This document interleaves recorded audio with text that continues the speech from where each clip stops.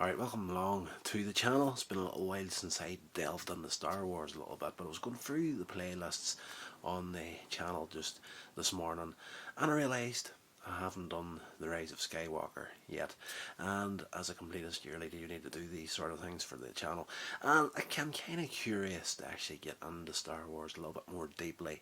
I am a fairly big fan as far as the original trilogy went, and even the prequel trilogy. I'm not a huge lover, but they are what they are. Sequel trilogy, however, I'm not just into that there. Like I think uh, the Force Awakens was just a very just a safety play. Essentially, I thought the Force Awakens was, and you've got the follow up to that, the Last Jedi. You know, there's no middle ground to that movie. Are they going to love it or hate it? For me, I kind of seen where they were going with that one, and I was kind of curious to see what would happen after it. For me, I don't hate it as much as most people, but I liked some of the threads that they were kind of leaving, where they could, they've bought a franchise, they want to expand it. So I'm seeing it from the business perspective as well. So you can see why they would want to leave a few threads to go other places, and I kind of like that aspect of it. Out of the three movies and the sequel trilogy, I think I don't want to say it was the best one, but it was definitely out of three incredibly weak movies, it wasn't the worst. It wasn't the safety play the first one was, and it wasn't the flipping disaster that the Rise of Skywalker is. But it is what it is. Again, you either love it or you hate it. So whenever it comes to the Rise of Skywalker, it starts 1 year after the Battle of Crate. Kylo Ren obtains a wayfinder on the planet Mustafar. That leads him to a hidden planet Exegol. There he finds a resurrected Emperor Palpatine, who, by the way, one of the worst explanations in movie history. And, you kind of think to yourself, why would you do this in one of your own movies? You're putting all this amount of time and money into a Star Wars movie. You bring back Palpatine, and the best explanation you can give is, quoting the movie, somehow Palpatine returned. So it is what it is. Absolute disaster. No planning from the first movie in the sequel trilogy to the final movie. Making it up as I go along. As an indie creator myself, that's done a few movies here and there, I get it. When you're an indie, you tend to do that. Make it up as you go. But if you're making things up as you go, you want it to make sense. Didn't do it for this movie whatsoever. Palpatine reveals himself as the power behind Snoke and the First Order. The problem bringing him back is it just derails everything that happened through Star Wars Episode 1, the entire story of Anakin Skywalker being the chosen one, destroying the Sith, and just completely annihilates his whole story. So didn't like that aspect of it. And the movie, Palpatine unveils a Sith armada of Star Destroyers. I'm actually reading this. I can't bring myself to watch the movie again. He offers this armada of Star Destroyers to Kylo Ren if he finds and kills Rey, who at this point is continuing her training under Princess Leia. I'm always going to call her Princess Leia, no matter what her title's changed to in these movies. Poe Dameron, the Finn, they deliver intelligence from a spy and the First Order that Palpatine is on Exegol. Somehow Palpatine returned. Rey reads in Luke Skywalker's notes that a Sith Wayfinder can lead them to Exegol. So Rey, Finn, Poe, Chewbacca, BB-8, C-3PO depart the Millennium Falcon to the desert planet Basana, where a clue to a Wayfinder is hidden. Kylo Ren initiates a force bond with Rey to discover her location. He turns up there with his warriors, the Knights of Ren, who I think in the expanded universe. They apparently, as I say, I'm a big fan as far as the movies go, but whenever you get into the expanded stuff, I have next to near no clue about it. I just love the movies, the Star Wars movies. Grew up with them, fantastic. But you know, you watch videos and listen to podcasts by people that have a little bit more interest in the thing and have delved into the expanded universe. You know, people are more than happy to show you the the mistakes that are made along the way. But again, can't speak too much into the Knights of Ren. Lando Calrissian shows up in this movie, and you had to get another famous face in there. It was good to see him back. With his help, Ray and their friends dig up a clue, which is a dagger inscribed with Sith text that C-3PO's programming forbids him from interpreting. Yeah, there's just moments in this movie where you're just thinking to yourself, right, okay, it is what it is. One of the other things that jumped out to me, and I'll get to that as we go through what's going on here, the remains of the Sith assassin named Arkai on a ship. This is where they find the dagger.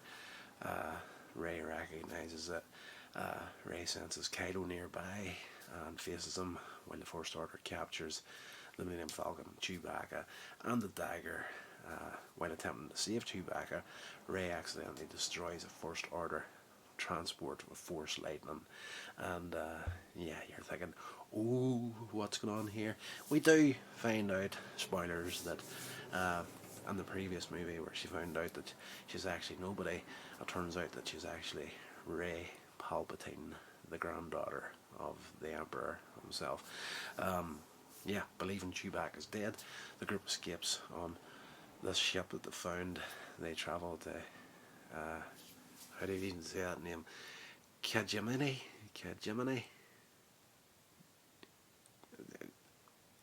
That is what it is. I hope that's a spelling mistake. I'm just looking up notes online here.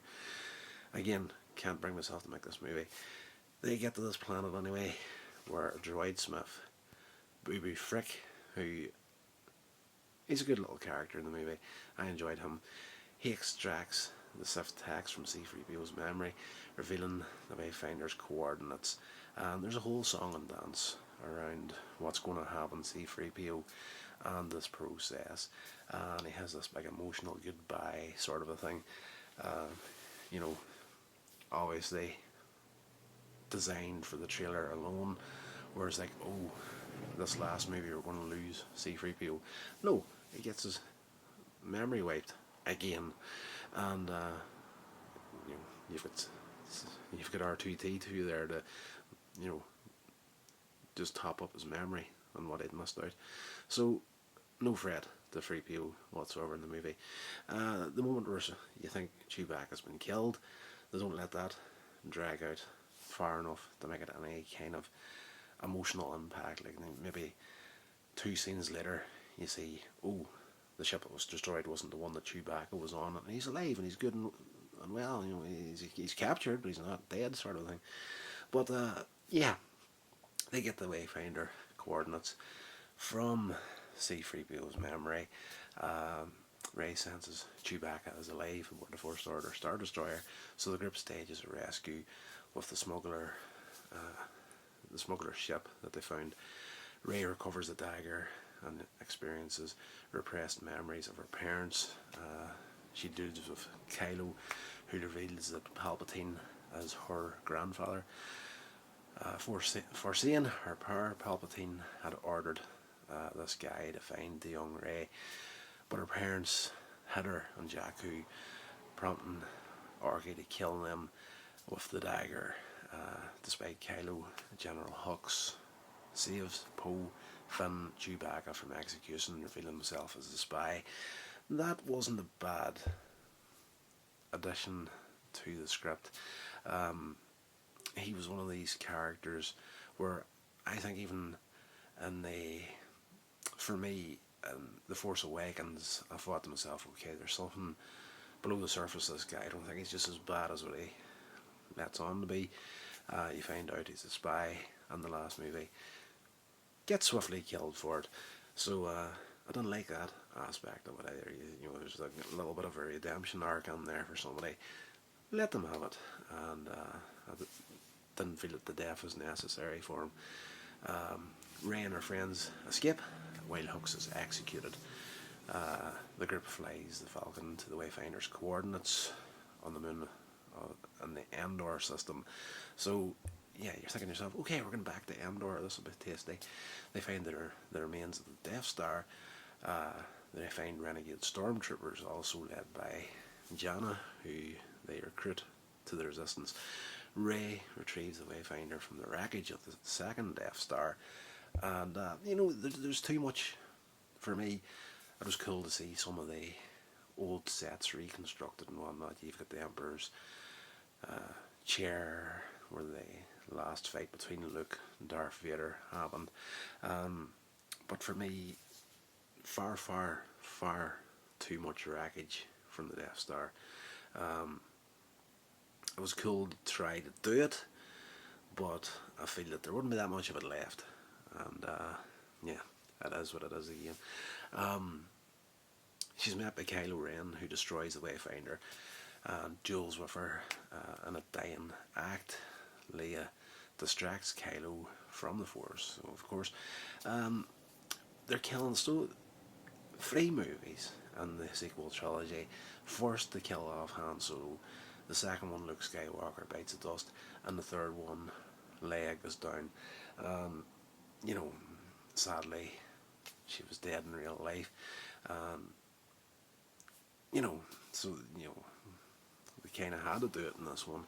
But at the same time, for me, from growing up with the movies, you've got your childhood heroes.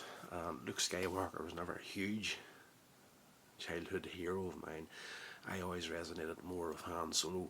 So, whenever I get into the second 2 movies in this, I get over the friggin' heartache of the Force Awakens. They've killed Han Solo. Arseholes. So after that there, I didn't really give a rip what they were going to do in the next 2 movies. But yeah, she distracts Kylo through the Force. Rey manages to impale him, sensing Leia's death, and overcome by guilt, Rey heals Kylo and takes his TIE fighter to exile herself on the same little island that Luke Skywalker went to. Kylo oversees with converses over my notes as shocking. I should have been a doctor with my handwriting. Yes, Han Solo shows up in this again. Not a Force ghost, of course. He wasn't a Jedi or whatnot, but he's a memory of Kylo Ren's. And he discards his lightsaber, reclaims his identity as Ben Solo. A lot of stuff going on in this movie. It just seemed too quick and too rushed for the whole thing. The redemption arc of Kylo Ren / Ben Solo just was far too quick. It's just like, one scene is like, I'm going to kill your face, and then he has a little moment of guilt, sees his father, and is like, oh, I'm good now. There should have been more to that. The big problem with this movie in particular is they were trying to do too much within one movie, and plus J.J. Abrams has been the complete tool that he is these days. I used to like his stuff so good, but a lot of spite in this movie.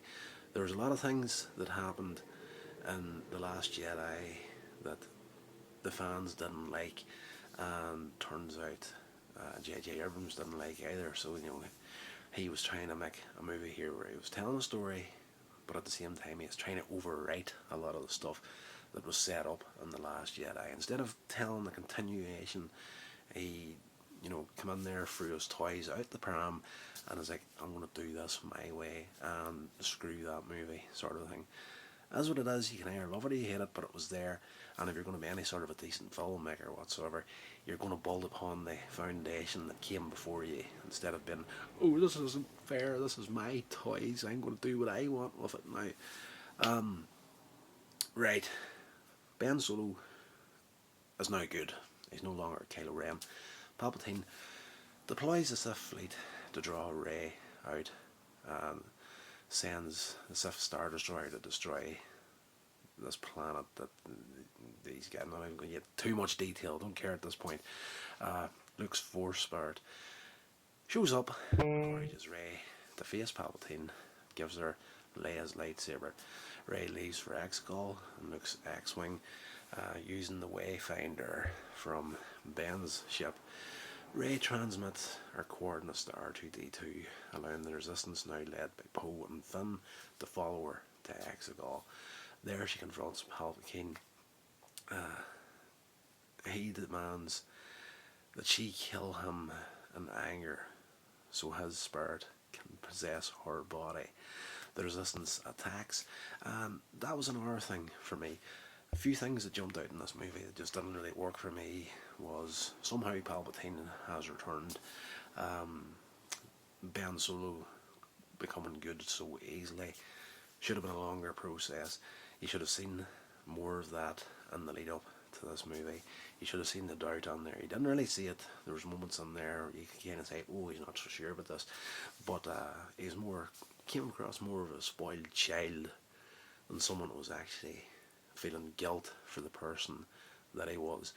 You were getting more of a sense of that in Return of the Jedi, in that moment where Darth Vader sent Luke Skywalker off of the stormtroopers to the Death Star, to Palpatine, and the moment where he turned around, and just the lead up to that one sequence where he turns away on his own and he's kind of staring off into the distance and the music's playing and whatnot, and you don't even see much movement in the head, but with the build up and the good storytelling and the music and whatnot, you could tell what was going on through that mask. You couldn't see the face. No way to like visually tell you that, you know, looking at someone's face, they're feeling guilty about something. You could see the guilt through the mask of Darth Vader in that movie. Throughout this whole trilogy, there was any doubt, and Ben Solo, it was all, I'm a spoiled child, I didn't get my one way, I am going to throw my toys out the pram and, you know, just be an asshole.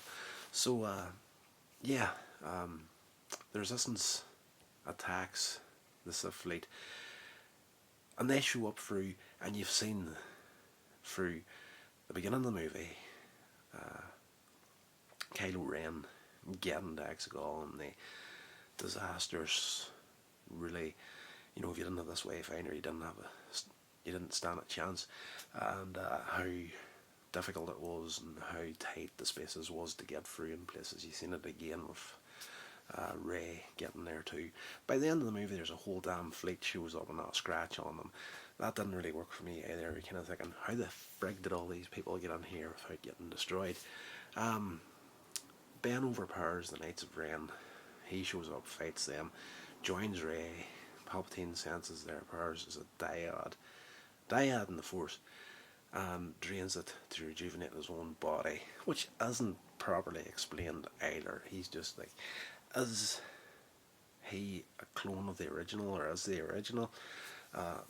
Just too much stuff that isn't, you know. I think for me, and I'm really jumping away from the actual movie here, but I think for me in recent years, I'm seeing it more and more with directors and producers and whatnot. It's almost as if they want to get their own screen time on interviews and stuff. So, whereas in good storytelling, you can sit down and watch a TV show or a movie, and by the time you get to the end of it, you've got all the information that you need for the story to make sense and get to that ending that, you know, you get there, you know where you stand at and a lot of stuff. Anything that isn't left out in good storytelling works depending on what it is, but not here. later Star Wars shows as well are bad for this here. So it's almost as if the directors, producers want a little bit of screen time, where it's like, we've put out a movie here, didn't make sense whatsoever, but that doesn't matter, because I'm going to get an interview somewhere down the line and I can go, well, this is what we were doing here, and blah blah blah blah blah blah. Sucks. Completely destroyed this movie because they couldn't tell a coherent story. Right. He rejuvenates his body, pulling the strength out of the two of these, and reinforcements from across the galaxy, including everybody you could think of, show up at the end of this movie to back up Rey and the rest of them. Palpatine indicates, incapacitates Ben, attacks the Resistance fleet with Force lightning. Weakened at this point, Rey hears the voices of past Jedi who give her strength. Palpatine attacks her with lightning, but Rey deflects it using Luke and Leia's lightsabers, and does an X with them. She rips off the X-Men at the end of this movie. She does a Wolverine at the end of it. She does one of these sorts of things. So she destroys the Emperor doing this. She just, it doesn't matter. There's no stress on Rey whatsoever. She's a character that can do absolutely anything from the word go. Doesn't matter what it is. Something pops up, she can flip and do it. And we've spent, God knows how many years at this point trying to get rid of this dickhead. He got his ass blew up, dropped down a shaft in the middle of the Death Star into the reactor, and the whole thing exploded. And yet here he is once again, and again doing away with this legend's whole backstory up here. Don't like it. Hitting the movie. He destroys. She covers. Does the axe with the two lightsabers, destroying him before almost dying herself. Ben uses the Force to revive Rey, sacrificing himself, gives it life to give her life back. So big love story between the two of them, which just reinforces for me the weird dynamic of you can't have a healthy relationship in modern day movies and television. It has to be a relationship with nothing but complete and utter, I don't know what you would even call them. It's just like nobody can be a good guy in the movies anymore, and it can't be a romantic relationship. It has to be a relationship where there's a bit of bad in there. There's just an unhealthy relationship. It wasn't building anything, the relationship between these two. All the fans that did like these movies, when are they going to fall in love? When are they going to kiss? I think that was shoehorned into this movie. Didn't work for me whatsoever. They do kiss before he dies. The Resistance manages to destroy the remaining Sith forces across. People across the galaxy rise up against the First Order. The Resistance celebrates their victory. Rey, at the end of the movie, visits Luke's abandoned homestead in Tatooine. It was nice to see that all set again, I have to say. And he buries Luke and Leia's lightsabers. A little old woman passing by asks her what her name is, and she sees the Force ghosts of Luke and Leia watching her from nearby, and she responds, Ray Skywalker. Cut the credits. Not a great movie. Not a great movie by any stretch of the imagination. Disney fumbled the ball in a major way with the sequel trilogy. For me, as a fan, again, that grew up with the original movies, wasn't the biggest fan of episode 1 when it came out. It is what it is. Grew on me over the years, I have to say now. The prequel trilogy as a whole, absolutely fantastic. And The Revenge of the Sith, absolutely amazing little movie. I do need to delve in deeper. I'm not going to lie, over the past couple of weeks I have been jumping in and out of different little Star Wars shows, but at a very surface level, I have to say now, As a fan, very, very surface level. I haven't looked into the expanded universe in any way, shape, or form. The only thing I know about it is what people have been posting online about it. So I do need to delve in deeper myself and get a better grip of what's going on there. So on the channel, as often as possible, I am going to be jumping through the old shows on Disney Plus. Back in the day, they weren't the easiest thing to get hold of whenever they first came out, but I've got the subscription here, and the only reason I have it, it's not for the new stuff that Disney's putting out by any stretch of the imagination. A lot of their stuff, have to say, sucks. Disney, I believe, the only thing keeping Disney Plus going at the minute is a collection of old stuff they've on there. So you got Buffy the Vampire Slayer, Angel, X-Files I think's on there as well. That's the only reason why I have it at this point. But having said that, the Clone Wars is on there. A show I've never really watched. I've seen bits and pieces of it, so I might delve into that in future videos, along with a hell of a lot of other stuff. A lot of interests and old shows that may be getting rejuvenated in the next couple of years or online, so I might go through a hell of a lot of old stuff as well.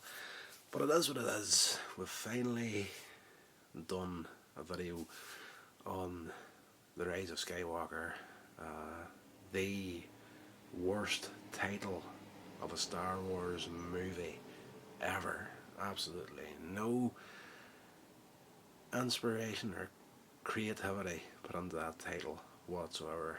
That's like, oh gosh. And this, for a Palpatine, the granddaughter of Palpatine, to take the name Skywalker at the end of it was just like, okay, JJ, you've got absolutely no idea about Star Wars whatsoever.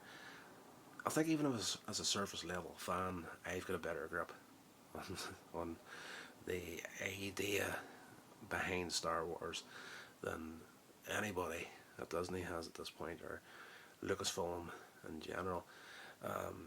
The sooner Kathleen Kennedy gets turfed out of there and they bring in somebody that actually knows what they're doing, the better.